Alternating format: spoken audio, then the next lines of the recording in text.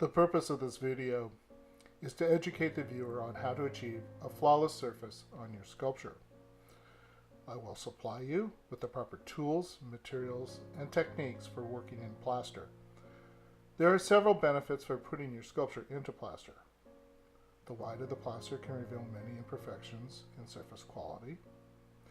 This process can take much longer up front, but will save countless hours and dollars when reproducing your sculpture. Putting your work into plaster will also aid in evaluating compositional flaws. A plaster record will help your work and aid artisans when reproducing, whether it be bronze or stone.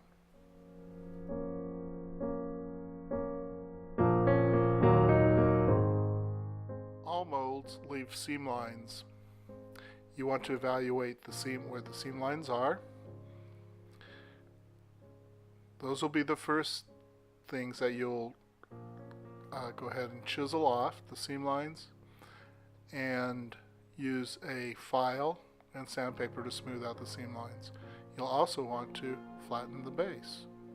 So we begin by doing the basics first. By flattening the base, I'll use an orbital sander and see where the high points are. I have found the high spot, marked it, and with the 60 grit hook and loop orbital sander, I try to remove the high spot. I'll use a square to find the high spot, and since it's very dusty, I'm using a dust extractor and keep rechecking.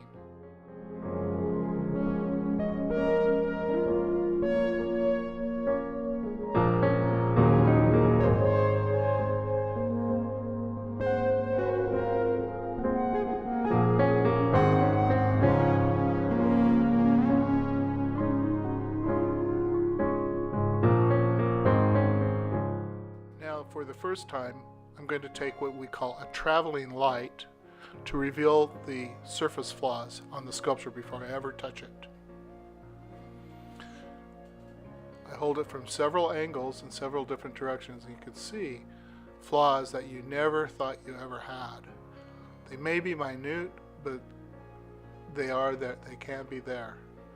So you want to examine with this traveling light and look use different directions to see where the flaws are. You can see tiny little shadows in the work.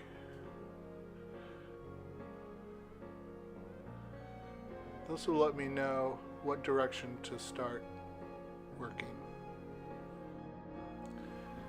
I want to use the tools that will least affect the plaster. I want to do as little as work as possible.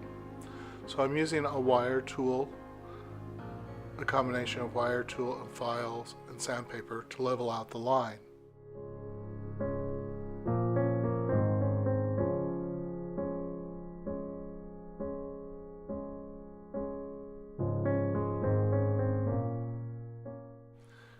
Now I adjust the lighting so that I can work along the edge of the light and see what surfaces are higher or lower from the mold issues. This also allows me, while I'm working slowly, how I'm going to chop this up to make a production mold out of it.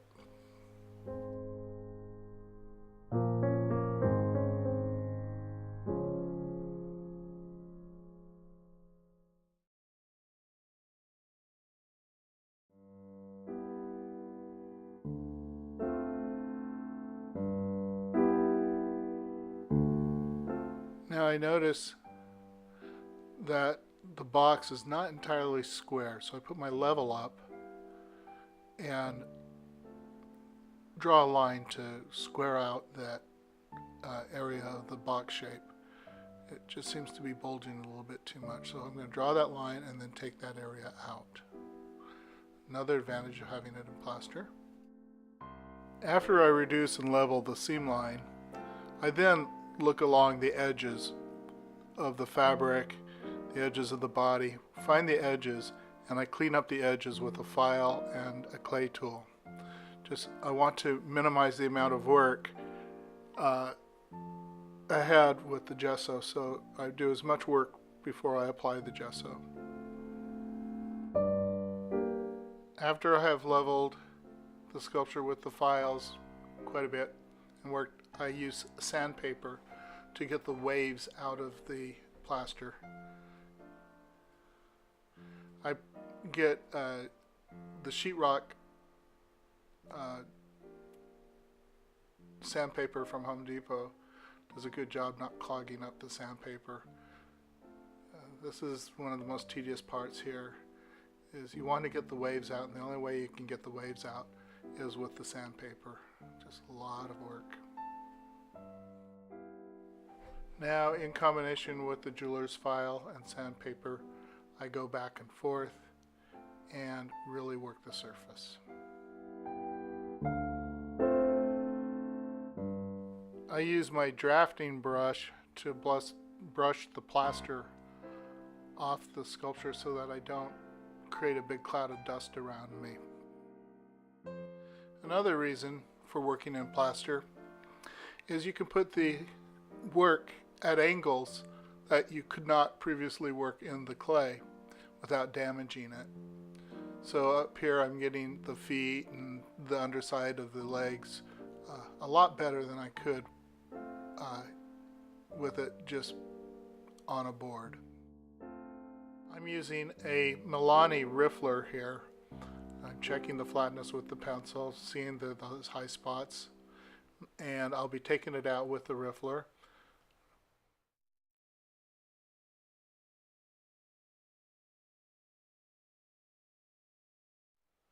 This is get the Milani rifflers. They're the best. They're sharp.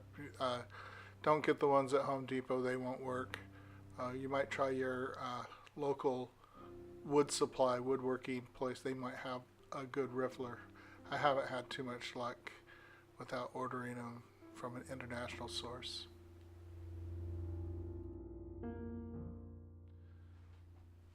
This is a wax scraping tool that I got from the Complete Sculptor. I find this tool is one of the best tools for working in plaster and working with marble. And it allows you to really get a nice crisp edge and take off a lot of material, and where the bigger tools just don't quite do the job. Look how beautiful that tool works. Now I'm using a combination of these very sharp loop tools that I get from Axner clay supply or Laguna clay supply. This is a pottery tool, and it's rigid. It will take a lot of pressure without bending, and it's nice for getting those beautiful shapes of the hair. This is what I mean by working the edges with the jeweler's file, where two forms meet the block against the fabric. Now I'm going to start doing my patching and repair work. I'm mixing about half and half plaster to gesso. The trick to gesso is to put it in the water first, just like plaster. So I'm going to use a popsicle stick and add the plaster, emptying the water just a little bit, giving a little less water, and putting equal amounts of plaster and gesso into the water.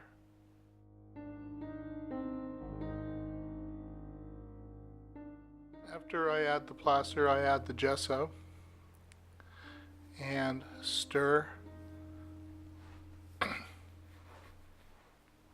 After the gesso has been completely absorbed and is a paste-like consistency, then I add the white Elmer's glue. The white Elmer's glue is a hide glue, virtually the same properties as a rabbit skin glue. Rather than going through the whole process of making the rabbit skin glue, I find that Elmer's glue is a little easier to use. You want the white Elmer's glue. Another thing, the rabbit skin glue tends to have a hardness to it. So for purposes of gesso, I avoid using the original rabbit skin glue for the gesso. Another tool I find useful applying the plaster is a piece of a Bondo scraper trimmed off with a razor blade. As I start working the big rough areas, I reduce the amount of plaster in the mixture and increase the amount of gesso in the mixture. What's important is the amount of glue to gesso. Water is irrelevant as to the amount of water. It's the glue to whiting that is critical. Now I make a cup of gesso and use a very, very soft